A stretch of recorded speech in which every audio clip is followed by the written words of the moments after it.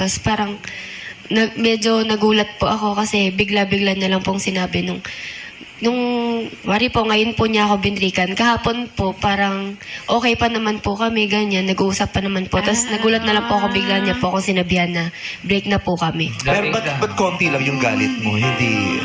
Kasi parang nandun pa rin naman po yung love ko sa kanya. Hindi naman po mawawala yung care, ganun. So, Di mo siya hinate after?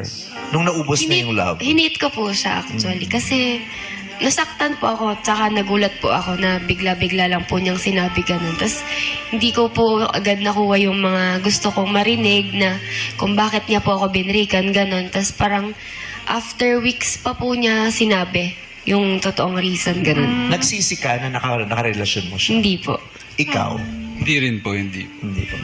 Nagmahalan din talaga kayo? Opo. Yes po, yes. Yun ang masaya. Yeah. Kasi kahapon nalungkot